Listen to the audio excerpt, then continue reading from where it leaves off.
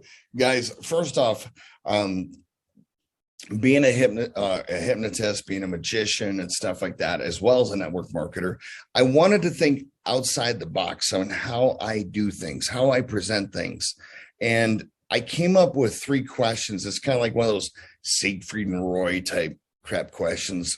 But it was a way of understanding people without them knowing that they're sharing as much as they are about it.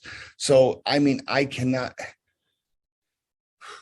honestly say over the last 30 years, I think I've asked this question over 500,000 times to every walk of life of people, from billionaires, millionaires, NBA, NFL, actors, singers, all the way to factory workers and homeless people, doctors, lawyers, every walk of life you can imagine. And you'd be amazed at how many people kind of give the same type of answers. And I literally copywritten this, and I put a whole psychology answers to each one of these questions and why I ask them. But I wanted to just let you guys know that whenever I have gone through and I have shared anything about any company I've ever been in, I have never, ever told anybody about a company, a product, a comp plan, or anything without them first saying yes to me to be a business partner. And the way that I do that is, Dave's got 4 amazing questions that's on the back office that he asks. It's absolutely incredible. I asked 3 questions, and I'll tell you why I ask them when I'm done.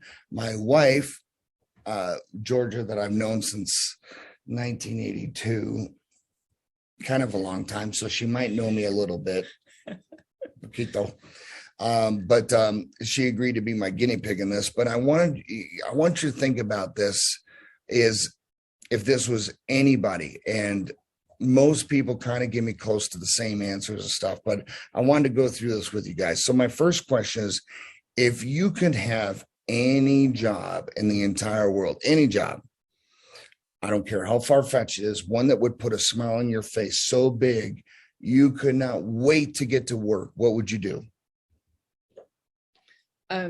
First, I'm going to just preface this by saying we did not rehearse this ahead of time because my husband wanted it to be as organic as possible. And it's probably been 14 years since I've actually thought about it from my perspective on what this is. So, okay. So having said that, if I could have any job that would put a smile on my face so big, it would be, honestly, I absolutely love genealogy, and I love to assist people in their family histories, and I love the research involved and the traveling involved. And if I could make as much money at that as I do at my CFO job, I would be doing that. Okay.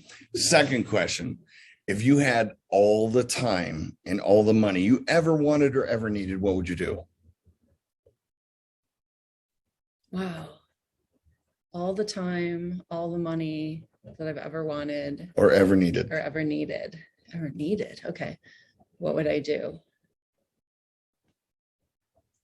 I probably would still do the genealogy, but on a part-time basis. I think I'd just for fun, but I think, I would, of course, I would love to travel. Okay. So after that, then what?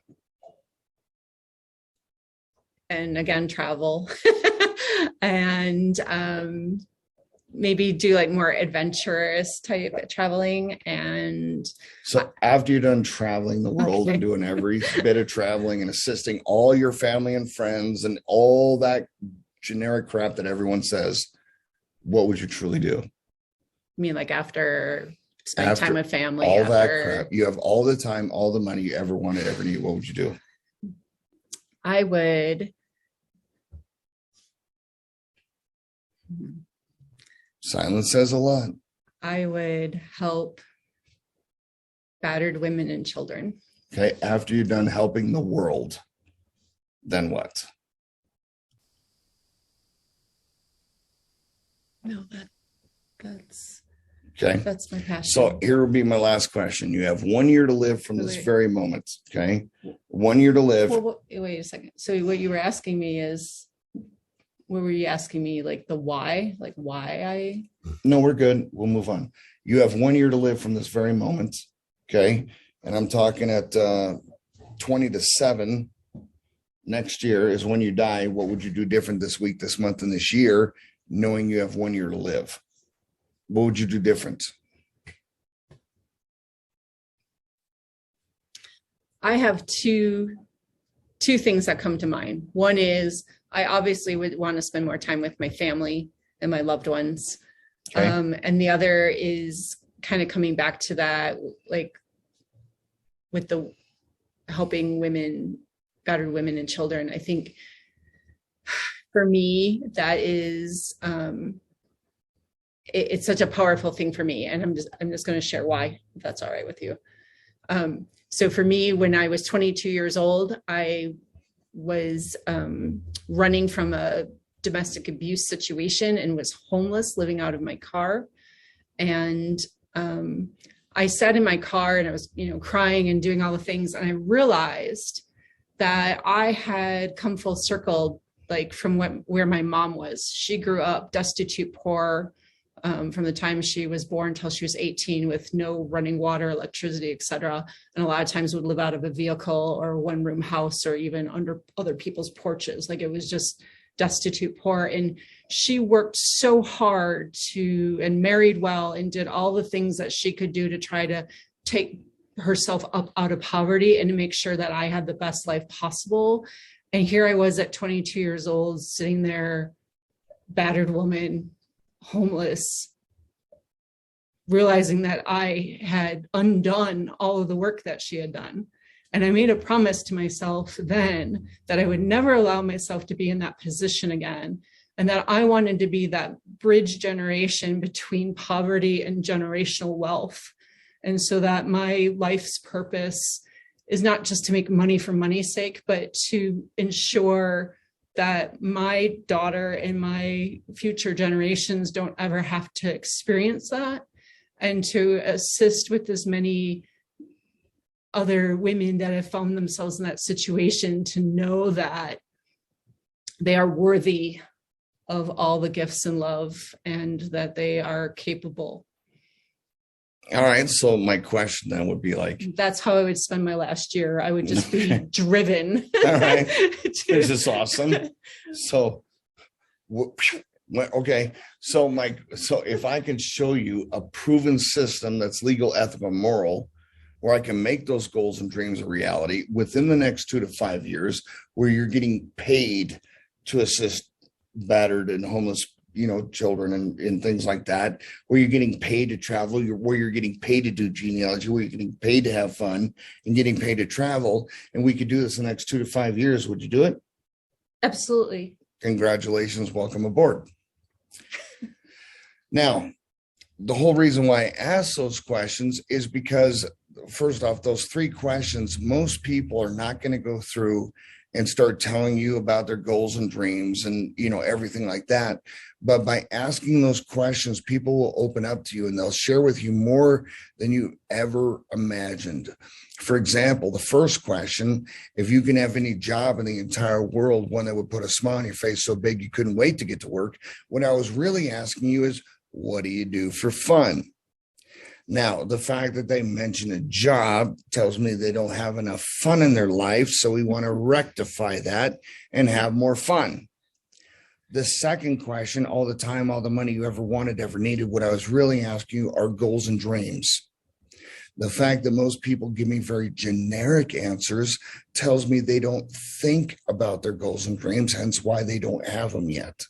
The last question, the death question, they're telling me what's most important to them, what makes them tick.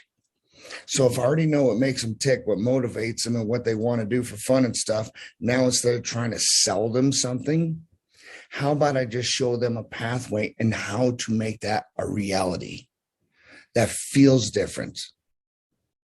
I'm not selling anything to anybody. I'm showing them a pathway and how to make that a reality. Nobody else in their life's doing that. Now, let me tell you why I chose Stoplight Go to be that catalyst, to be that, vehicle to get there. That makes it so much easier because now it makes sense. Instead of me trying to sell something to somebody, now I'd be like, let me tell you why this vehicle is so incredible and how this is going to assist you in making your goals and dreams a reality. Guys, every day I talk to people, it's like, how's your retirement? The retirement sucks. They're going to have to work till they die. Some people are like, what retirement? I mean, we're Gen Xers. By the time we go to retire, there's not going to be a retirement. It's crazy. We do different to have different. We show people how to do different to have different. I have never seen an opportunity or a company where so many incredible things are coming out as fast as this is. We have so much incredible leadership, so many incredible people coming aboard here. And guys, this is just the very tip of the iceberg.